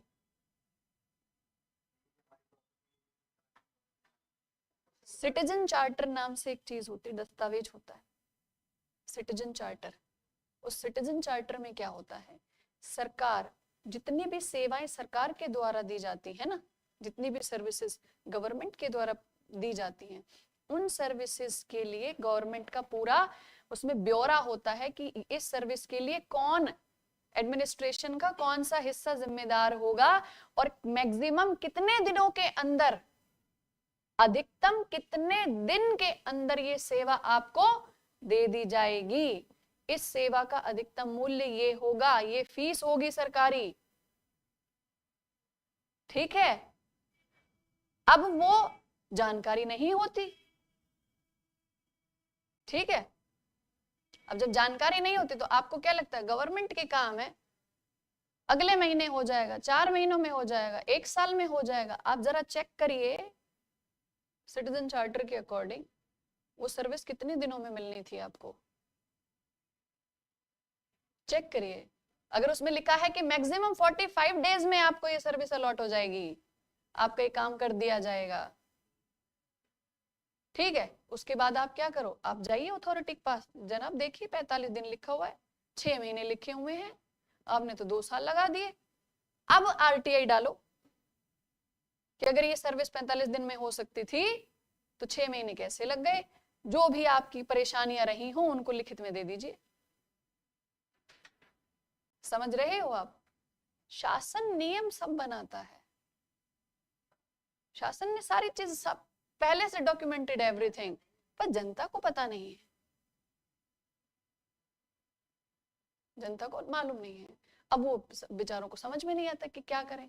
फिर अथॉरिटी से जाके ये कहना कि तुम 45 दिन में काम क्यों नहीं कर पाए, उसके लिए थोड़ी सी खुद को जानकारी होनी चाहिए और अपने अधिकार से जाके बात करिए। अब वो किसी की सिफारिशों की जरूरत थोड़ी है, नागरिक हो आप और नागरिकों के लिए बनाया गया है वो चार्टर, अधिकार पत्र। समझ रहे हो? चार्टर मतलब अधिकार पत्र। तो जब शासन आपको अधिकार पत्र दे रहा है नागरिकों को, तो नागरिक जाके क्यों नहीं डिमांड करते, क्यों नहीं पूछते? तो गांधी जी ने कहा कि नियम तो आपका बनाया हुआ है और हम सत्य का आग्रह करेंगे, तो इसके अनुसार अब आपको अपने बनाए हुए नियम के हिसाब से राजस्व छोड़ना होगा। और उन्होंने कहा कि नहीं, हम इस स्थिति में नहीं है, बहुत नुकसान हो चुका है शासन का। अब देखो शासन क्यों अपनी जिद पे अड़ा, क्योंकि हर साल क्या हो रहा था, फसल में बहुत ज्यादा गिरावट, अब राजस्व नहीं आ रहा है। अब राजस्व नहीं आएगा तो शासन की आय तो राजस्व के ऊपर निर्भर, शासन कहे हम राजस्व छोड़ देंगे तो आय खत्म हो जाएगी, ये हमारे लिए नुकसानदायक। हम डेवलपमेंट कैसे करेंगे? जैसे भारत सरकार क्या कहती है कि टाइम से अपना टैक्स पे कर देना, ठीक है, टैक्स की चोरी नहीं होनी चाहिए, टैक्स होगा आएगा, जब इनकम होगी गवर्नमेंट की तभी तो डेवलपमेंट के वर्क होंगे। ऐसे शासन ने कहा गांधी जी से कि नहीं, राजस्व में कमी नहीं आएगी। तो गांधी जी ने कहा ठीक है, आप शासन हो, आप अपनी कार्रवाई के लिए स्वतंत्र हैं, और जो किसान है वो अपनी कार्रवाई के लिए स्वतंत्र हैं। हम सत्य का आग्रह करेंगे और शासन के साथ असहयोग करेंगे। ठीक है, मतलब जो राजस्व आप हमारे ऊपर लागू करोगे वो राजस्व हम नहीं देंगे। और गांधी जी ने एक नारा दिया था उस समय, उन्होंने कहा था आखिरी श्वास तक लड़ना है और किसी भी स्थिति में राजस्व नहीं देना। जब तक कोई नेगोशिएशन ना हो जाए सरकार के साथ तब तक राजस्व नहीं देना। और आखिरी में शासन को झुकना पड़ा, पीछे हटना पड़ा और शासन ने कहा ठीक है। अब शासन ने अपना पक्ष रखा कि शासन की आय भी तो जरूरी है। गांधी जी का पक्ष सही, किसानों का पक्ष सही, दोनों नेगोशिएशन की, बातचीत की और बातचीत के बाद किस परिणाम पर पहुंचे कि काम करते हैं। जो किसान राजस्व देने में सक्षम है, मतलब ऐसे भी तो किसान हुआ करते थे जिनकी बड़ी बड़ी लैंड होल्डिंग्स हुआ करती थी, प्रॉपर्टीज बहुत ज्यादा होती थी। तो जो किसान या जिनके पास इरिगेशन के कुछ सोर्स हों, ठीक है, या मान लीजिए उत्पादन के लिए क्षेत्र बहुत ज्यादा हो, अगर कोई कैपेबल है, जो क्षमता रखता है, जो दे सकता है, वो राजस्व दे। ठीक है, और जिनकी स्थिति वाकई में खराब है, जो राजस्व नहीं दे सकते, ठीक है, उनसे राजस्व ना वसूला जाए। और दूसरा, जो संपत्तियां आपने जब्त कर रखी हैं सारी लौटा दी जाए। तो ये एग्रीमेंट हुआ और इस तरीके से जो खेड़ा आंदोलन है वो भी सफल रहा। समझ में आ गया?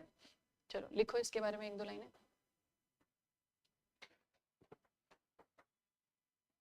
लिखिए। क्या क्या लिख लिया एक बार बताइए, क्या पॉइंट लिखा आपने लास्ट में? ये लिख लिया ना कि औसत उत्पादन के 25% से कम होने की स्थिति में राजस्व नहीं वसूला जाएगा। ठीक है, अब लिखो, परंतु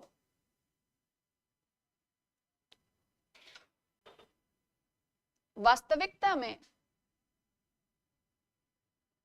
सरकार राजस्व में रियायत देने के लिए तैयार नहीं थी। राजस्व में रियायत देने के पक्ष में नहीं थी।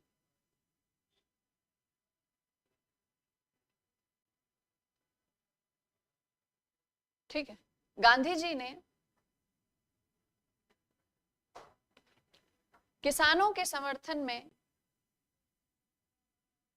सत्याग्रह आंदोलन की शुरुआत की। किसानों के समर्थन में सत्याग्रह आंदोलन की शुरुआत की।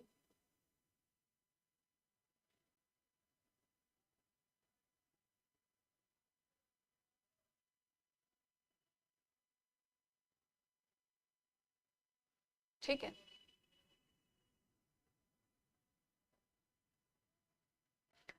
किसानों को आखिरी श्वास तक, किसानों को आखिरी श्वास तक लड़ने और राजस्व ना देने के लिए प्रेरित किया गया। और राजस्व ना देने के लिए प्रेरित किया।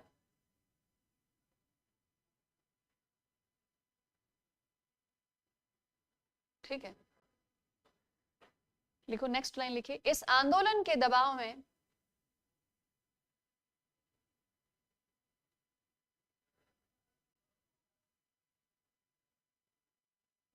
शासन समझौते के लिए तैयार हुआ।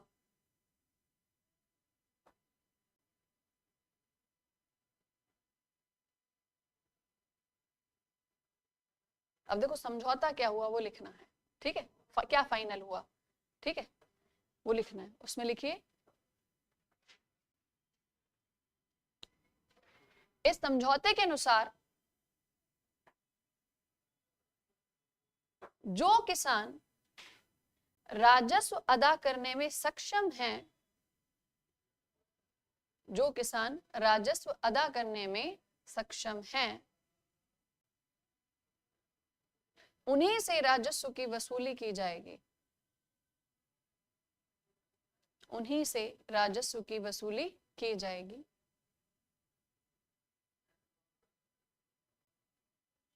दूसरा पॉइंट,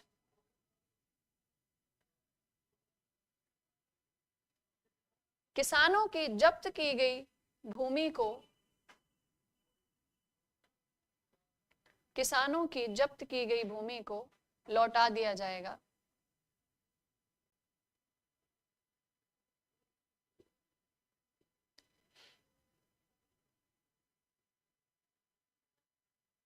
ठीक है, तो ये हुआ फाइनल किसमें, खेड़ा आंदोलन। अब ये जो तीनों आंदोलन आपने लिखे, चंपारण, अहमदाबाद और खेड़ा, इन तीनों के लिए एक विशेष नाम लिया जाता है। कहा जाता है कि जो चंपारण आंदोलन था ना, वो पहला सविनय अवज्ञा आंदोलन था, गांधी जी का पहला सविनय अवज्ञा आंदोलन। तो तीनों नाम लिखिए, ठीक है, या पहले आपने जहां पे ये तीनों नाम लिखे होंगे यहां पर, तो यहां ब्रैकेट में लिख लीजिए प्रथम सविनय अवज्ञा आंदोलन, प्रथम सविनय अवज्ञा। एक्चुअल में जो सविनय अवज्ञा आंदोलन है वो बाद में आएगा, लेकिन उसका प्रतिरूप, मतलब जिसे कहते हैं ना कि एक थोड़ी शुरुआत, ठीक है, विचारात्मक रूप से, तो प्रथम सविनय अवज्ञा आंदोलन इसे कहा गया, किसे, चंपारण को। ठीक है, दूसरा जो अहमदाबाद मिल स्ट्राइक थी, इसमें गांधी जी ने पहली बार भूख हड़ताल की, लिखो, पहली बार भूख हड़ताल पर बैठे गांधी जी। और जो खेड़ा आंदोलन था, इसे पहला असहयोग आंदोलन कहा जाता है। ठीक है, शासन के साथ असहयोग।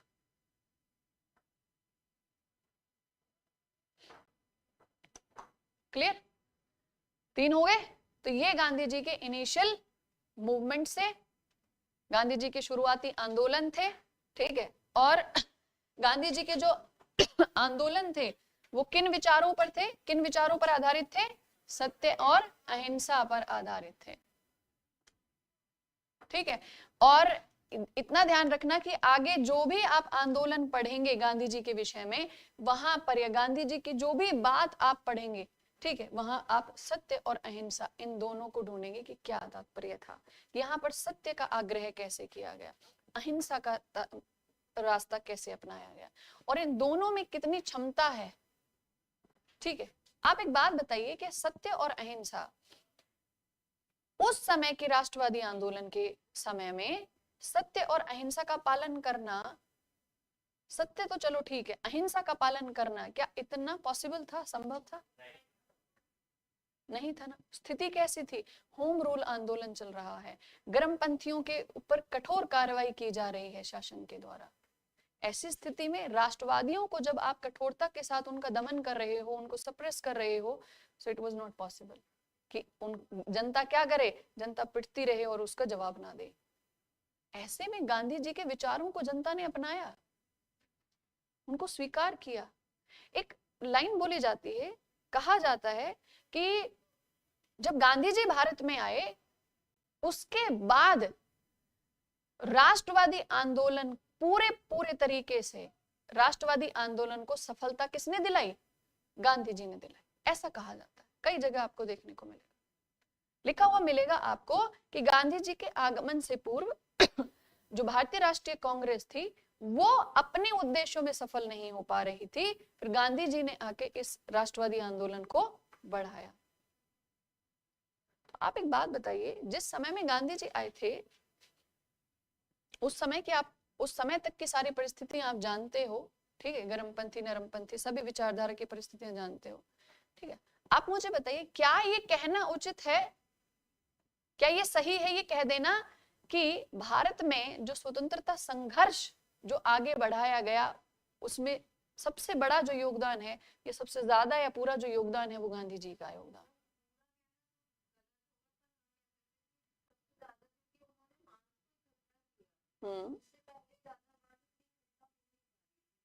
चलिए,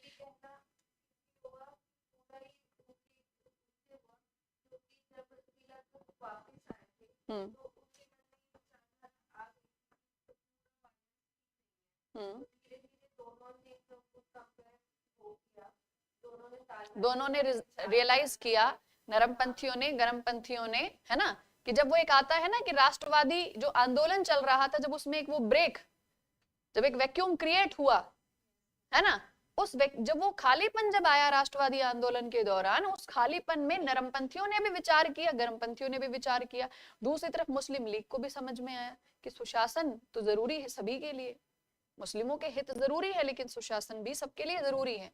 ठीक है, तो जिस समय गांधी जी आए थे उस समय, एक बात बताइए, exactly, that is good, Gandhi ji को ये समझ लीजिए कि राष्ट्रवाद का जो ग्राउंड था ना, राष्ट्रवाद की जो भूमिका थी, वो बनी बनाई भारत में मिल गई थी, वो नींव पहले ही डल चुकी थी, उसके ऊपर सिर्फ राष्ट्रवाद की और स्वतंत्रता संघर्ष की इमारत बनानी बाकी थी। तो ये कह देना कि स्वतंत्रता संघर्ष में सारा जो योगदान है या मुख्यतः जो क्रेडिट जो है वो गोज टू गांधी जी, ये पूरे तरीके से सही नहीं है, क्योंकि जिस समय गांधी जी भारत में आए थे उस समय तक भारतीय राष्ट्रीय कांग्रेस, ठीक है, एक तरफ हम लिख देते हैं नरमपंथी और गर्मपंथी, इन दोनों को, ये दोनों किसका हिस्सा थे, भारतीय राष्ट्रीय कांग्रेस का, आईएनसी, ये आईएनसी के दो पार्ट, दो विचारधाराएं। अगर हम देखें तो आईएनसी का सबसे बड़ा कंट्रीब्यूशन क्या होगा, यूपीएससी मेंस में क्वेश्चन किस तरीके से पूछता है कि राष्ट्रवाद के उदय में, राजनीतिक जागृति लाने में भारतीय राष्ट्रीय कांग्रेस का क्या योगदान रहा। ठीक है, भारत के राष्ट्रवादी आंदोलन में भारतीय राष्ट्रीय कांग्रेस का क्या योगदान रहा, भारत के स्वतंत्रता संघर्ष में भारतीय राष्ट्रीय कांग्रेस का क्या योगदान रहा। यहां पर योगदान किसका पूछा जा रहा है बार बार, आईएनसी का।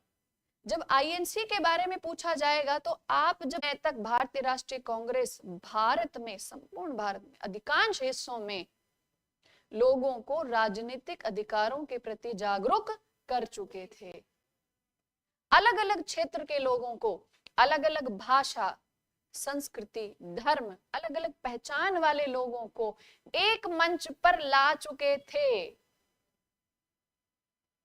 समझ रहे हो। अब माना ये अलग बात है कि उसमें आम जनता का हिस्सा बहुत कम था, जो लोग राजनीतिक रूप से एकदम जो एक्टिव रह सकते थे, है ना, पॉलिटिकली जो एक्टिव रह सकते थे, राजनीतिक रूप से जो काम कर सकते थे, क्रियाशील रह सकते थे, वो लोग आईएनसी में पार्टिसिपेट करते थे। भाई जितने भी, अब एक बात बताइए, अभी के समय बहुत सारे राजनीतिक दल हैं, ये राजनीतिक दल अलग है, वो अलग था, लेकिन अभी भी क्या है, एक होता है आपका समर्थन करना किसी भी दल को, एक होता है उसका कार्यकर्ता बनना, अंतर है कि नहीं है ना। तो आईएनसी ने क्या किया था, आईएनसी में कार्यकर्ता जोड़ रहे थे, ये मान के चलिए। आईएनसी के जो सदस्य थे, जो मीटिंग में पार्टिसिपेट करते थे, हिस्सा लेते थे, वो कौन थे, वो कार्यकर्ता समझ लीजिए, और बाकी जनता जो अपने घरों में रहकर आईएनसी को समर्थन कर रही थी। समझ में आई बात। अब ये तो हुआ पूरा ओवरऑल आईएनसी का योगदान। अब अगर हम नरमपंथियों की बात करें तो नरमपंथियों की विचारधारा कैसी थी, उदार विचारधारा थी। वो शासन के साथ सहयोग करना चाहते थे कि सहयोग करके और संविधान में सुधार कराए जाएं, संवैधानिक सुधारों के माध्यम से भारत को प्रतिनिधित्व दिया जाए, ज्यादा से ज्यादा प्रतिनिधित्व किसको मिलेगा, जो कार्यकर्ता उसमें शामिल हैं, उनमें से जो राजनीतिक रूप से जागरूक होंगे। अब देखो वो कार्यकर्ता अलग अलग क्षेत्रों से थे, अब अपने अपने क्षेत्र में उनकी पहचान बनेगी।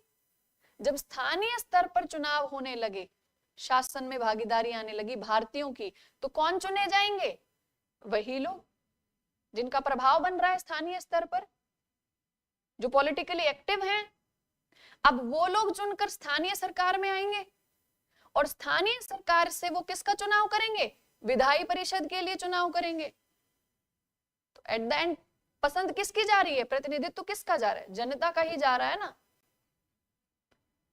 समझ में आ रही बात। लेकिन वास्तविक रूप में, एक्चुअल में प्रत्यक्ष रूप से जनता शामिल नहीं थी, पार्टिसिपेट नहीं कर रही थी।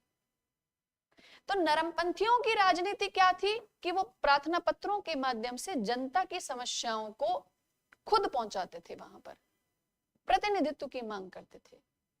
गर्मपंथियों ने क्या किया था, इनकी विचारधारा में फर्क था दोनों में। गर्मपंथी क्या कहते थे, ये क्या करते थे, जनसभाएं करते थे और जनता को प्रेरित करते थे, अपने अतीत के प्रति, अपने राष्ट्र के प्रति प्रेरणा देते थे, भाषण देते थे।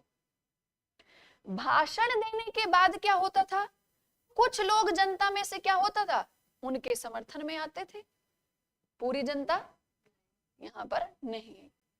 या मान लीजिए जो साथ में नहीं चले लेकिन उनकी जो प्रेरणा थी उनको तो ग्रहण किया उन्होंने, राष्ट्रवाद के प्रति अपना समर्थन तो दिया उन्होंने, लेकिन वो समर्थन कहां बैठ के दे रहे हैं, घर में है। फर्क समझना, राष्ट्रवाद तो पहुंच गया ना, देश के प्रति गौरव की अनुभूति तो हो रही है ना, लेकिन कहां पे है अधिकांश जनसंख्या, अपने अपने घर, अपने अपने काम में लगी हुई है। अब गांधी जी आए, जब गांधी जी आए तो गांधी जी ने क्या कहा कि नेतृत्व किसके हाथ में हो, जनता के हाथ में। अब गांधी जी ने देखो, बहुत संत भी थे वो, और उनसे बड़ा डिप्लोमेटिक इंसान इस दुनिया में कोई नहीं था। पूरे विश्व में आगे आगे जैसे जैसे आप उनके कारनामे जब आप सुनेंगे तब आपको समझ में आएगा क्या व्यक्तित्व थे वो, और हम बहुत भाग्यशाली हैं कि वो भारत के थे। गोलमेज सम्मेलन के दौरान जब गांधी जी को बुलाया गया, जब हम पढ़ेंगे इतना आपको लगेगा कि मतलब आपका थोड़ा इमेजिनेशन, विजुअलाइजेशन थोड़ा अच्छा होना चाहिए, आपको ऐसा लगेगा कि गोलमेज सम्मेलन में शायद आप ही पहुंच गए हैं। ये इतिहास जो विषय है ना, इसकी खूबसूरती है ये कि ये आपको बिना टिकट पूरे वर्ल्ड में घुमा देता है, ठीक है, और बिना टाइम मशीन किसी भी समय में पहुंचा देता है। समझो, ये हिस्ट्री की खूबसूरती है, ठीक है। तो गांधी जी बहुत ही ज्यादा अच्छे संत व्यक्ति भी थे, और उनसे बड़ा इस पूरे विश्व में कोई डिप्लोमेटिक, कोई कूटनीतिज्ञ भी नहीं था, ठीक है। अब गांधी जी ने क्यों कहा कि नेतृत्व जनता के हाथों में होना चाहिए, क्यों कहा गया? गांधी जी सोच रहे थे कि जो आंदोलन चल रहा है वो किसके लिए है, राष्ट्रीय आंदोलन है, स्वतंत्रता के लिए आंदोलन है। चाहे आप शुरुआत में सुशासन की बात करो, बाद में वो पूर्ण स्वराज में परिवर्तित हो गया। स्वराज किस में परिवर्तित हुआ, पूर्ण स्वराज में। जब तक स्वराज था तब तक क्या था कि ब्रिटेन की संप्रभुता में रहते हुए और शासन भारतीय चलाएं, वही स्वराज फिर किस में परिवर्तित हो गया, पूर्ण स्वराज में, ठीक है। अब गांधी जी ने सोचा कि स्वराज में हिस्सेदार कौन होगा, जनता। और ये जो ब्रिटिश शासन है जिसको मैं दक्षिण अफ्रीका में इतने सालों तक देखकर आया हूं, अनुभव करके आया हूं, ये तब तक नहीं मानने वाले जब तक पूरी की पूरी जनता ना खड़ी हो जाए। दबाव में ये नहीं आने वाले, और ब्रिटिश थे ऐसे, पावर से आप उनको जीत ही नहीं सकते थे। अगर उनको जीतना इतना आसान होता तो पूरे विश्व में सबसे ज्यादा उपनिवेश ब्रिटेन के नहीं होते। भारत तो छोड़िए, उनके यूरोप में जो कॉम्पिटिटर्स थे वो उनको कमजोर नहीं कर पाए। और आपको क्या लगता है कि भारत को आजाद करने में भारत के स्वतंत्रता संघर्ष का सबसे बड़ा योगदान है? आधा सच है ये। आधा पता है क्या था? दूसरा विश्व युद्ध। दूसरे विश्व युद्ध ने ब्रिटेन की हालत इतनी खराब कर दी थी कि उसे समझ में आने लगा था कि अब आप इसे होल्ड नहीं कर सकते। अगर वो परिस्थितियां नहीं होती तो स्वतंत्रता में और वर्ष लगते, कितने लगते कह नहीं सकते। समझ रहे हो? आखिरी तक कह रहे थे डोमिनियन स्टेटस ले लो,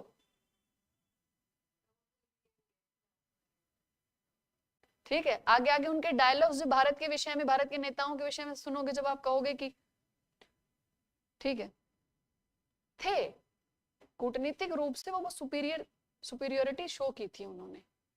पूरे विश्व में सबसे ज्यादा उपनिवेश इंग्लैंड के, ब्रिटेन के ही थे, उनके बाद फ्रांस के थे, ठीक है। और ये विउपनिवेशीकरण जो शुरू हुआ था, ये शुरू भी इसीलिए हुआ था कि कहीं अगर अभी भी उपनिवेशवाद को बढ़ावा देते जाएंगे तो सेकेंड वर्ल्ड वॉर के बाद क्या हुआ था, ब्रिटेन और फ्रांस तो डाउन हो गए थे, कौन आ गए थे, यूएसए और रशिया। तो उन्होंने कहा था अब भी अगर उपनिवेशवाद रहा तो ये जितने भी हमारे उपनिवेश हैं ये किनके हाथों में चले जाएंगे, इनके हाथों में चले जाएंगे। तो पहले एक काम करो, इससे पहले कि ये भी इनको अपने कंट्रोल में करें, उपनिवेशों को मुक्त कर दो, स्वतंत्र राष्ट्र कि अगर हमारे नियंत्रण में नहीं तो किसी दूसरे के नियंत्रण में भी नहीं जाने चाहिए, इनको मुक्त कर दो। समझ रहे हो?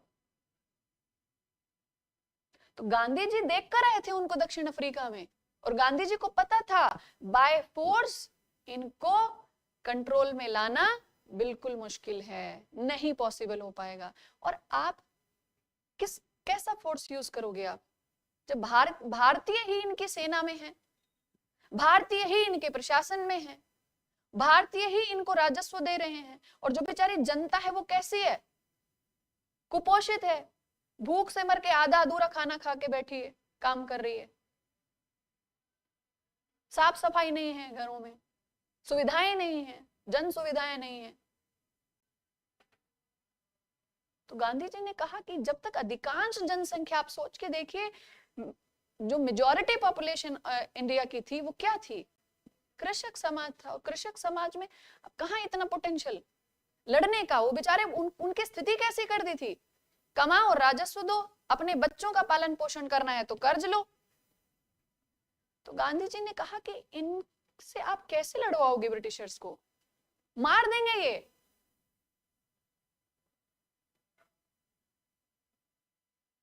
तो तरीके कौन से गांधी जी के, सत्य और अहिंसा, कि हम अहिंसा का पालन करेंगे।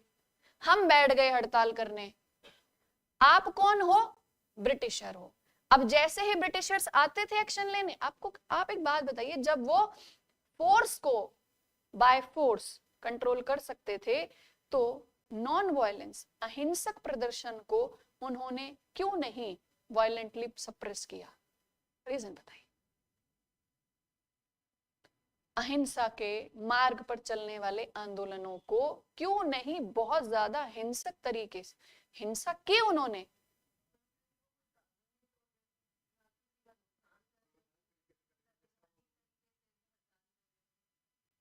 और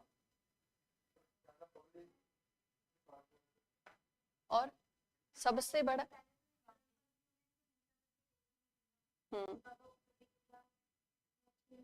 सबसे बड़ा रीजन पता है क्या था, ब्रिटिशर्स का प्रेस्टीज, उनकी प्रतिष्ठा।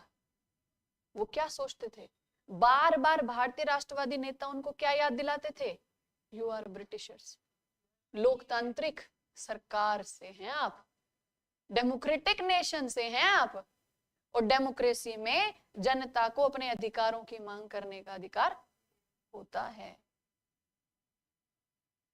हम शासन के विरुद्ध कुछ कर नहीं रहे, याद रखिए आप लोकतांत्रिक देश से हैं, ये लोकतांत्रिक शासन है, ये जनता के हित वाला शासन है। बार बार याद दिलाया जाता था, याद है महारानी की घोषणा, उन्होंने कहा था कि भारतीय जनता को भी ब्रिटेन की जनता के समान अवसर दिए जाएंगे। तो हम तो चुपचाप बैठ के प्रदर्शन कर रहे हैं। परेशान हो गए थे वो, कहते थे इस गांधी को उठा ले जाओ, कहीं ले जाओ, जनता को पागल कर दिया है। ठीक है, वो व्यक्तित्व था गांधी जी का। तो गांधी जी को पता था कि जब तक मास मूवमेंट नहीं होगा, जब तक जन आंदोलन नहीं होगा, तब तक सफलता तो नहीं मिलने वाली यहाँ पर। तब उन्होंने कहा कि नेतृत्व, उनको पता था कि जब तक नेताओं के हाथों में नेतृत्व रहेगा, जनता अपने आप को पावरफुल फील ही नहीं करेगी। आप खुद अपने घर परिवार से सोच के देखिए, आपको अगर लगता है कि आप किसी से बेहतर हैं, अपने परिवार में कोई भी जिम्मेदारी उठाने में आप औरों से बेहतर हैं, और आप हमेशा कंट्रोल अपने ही पास रखोगे, तो क्या जो आपसे थोड़ा सा कम काबिलियत में है, क्या कभी उसको अपनी काबिलियत का आभास हो पाएगा? आप अगर 80 मार्क्स के लेवल पे हैं और वो 70 पे है, तो 70 तो आपसे कम है, लेकिन 70 अपने आप में 70 भी तो है। समझ रहे हो ये बात? तो गांधी जी क्या कहते थे कि जब तक नेताओं के हाथ में नेतृत्व रहेगा, तब तक जनता को अपनी ताकत का अनुभव नहीं होगा।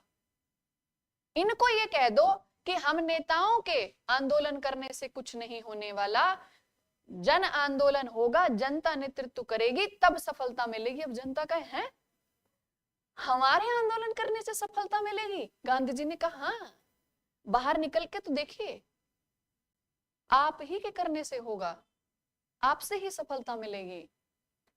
अब सबसे बड़ा क्वेश्चन यही था, राष्ट्रवादी नेताओं ने कहा गांधी जी से कि जनता को बाहर कैसे लाओगे? भाई राष्ट्रवाद के लिए ठीक है, राष्ट्र से प्रेम करते हैं, समर्थन करते हैं अपने नेताओं को, जनता को बाहर कैसे लाया जाएगा? तो उन्होंने कहा प्रतिनिधित्व के लिए तो आम जनता बाहर नहीं आएगी, अपनी समस्या के लिए तो आएगी, अपनी परेशानी के लिए तो जनता बाहर आएगी। आप उसको ऑब्जेक्टिव दिखाओगे कि हमें शासन में अपना प्रतिनिधित्व चाहिए, तो बेचारे किसान क्या कहेगा कि मुझे थोड़ी ना शासन में हिस्सा बनना है, मैं तो अभी भी शासन के अधीन हूं, तब भी रहूंगा। समझ रहे हो? तो जनता बाहर कब आएगी? जब लोगों के मुद्दे उठाए जाएंगे। और इसीलिए गांधी जी के आप देखना 1915 के बाद से 1947 तक गांधी जी जहां जहां जिन जिन क्षेत्रों की यात्रा कर रहे थे, जिस क्षेत्र में गए उस क्षेत्र का मुद्दा उठाया। दक्षिण भारत में गए तो छुआछूत और जाति विरोधी आंदोलन चलाया,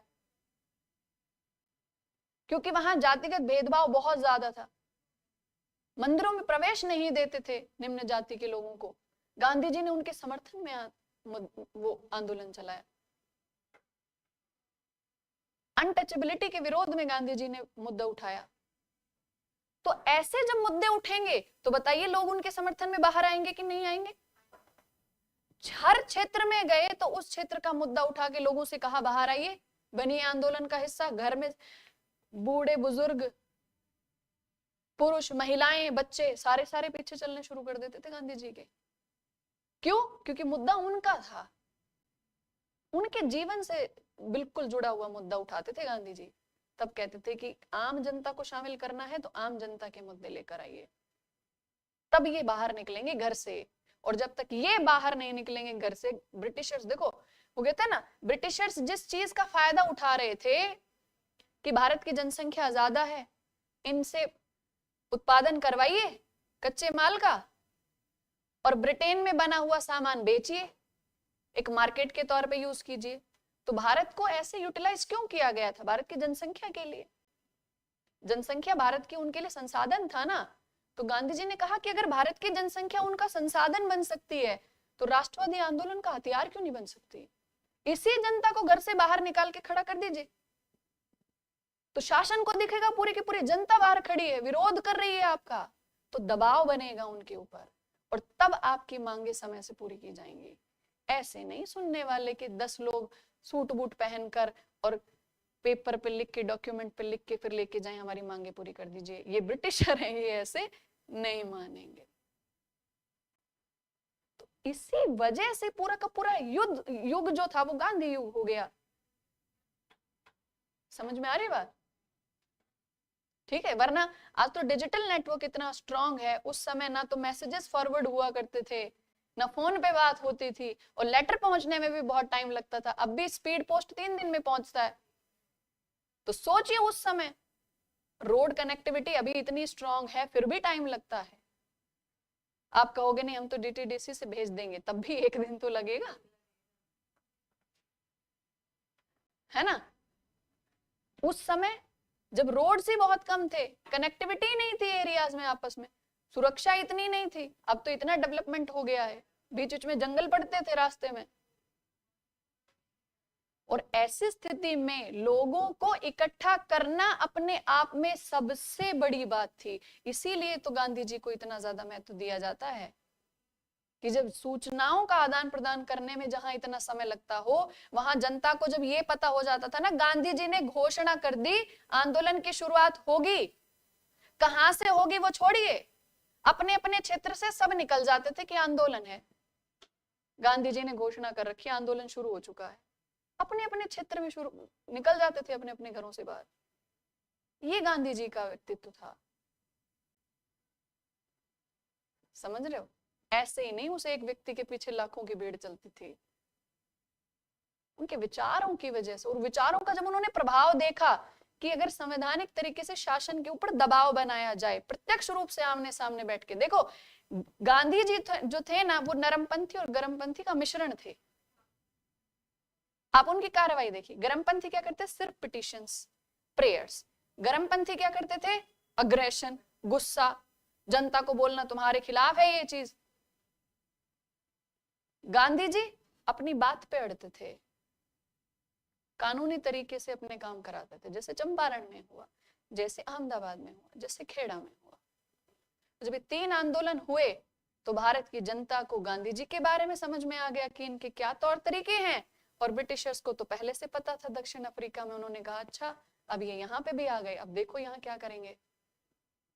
ठीक है, तो ऐसा भी व्यक्तित्व तो हो कि जिनसे नाम से इतने बड़े बड़े ब्रिटिशर्स पे डरते थे, गांधी जी हैं।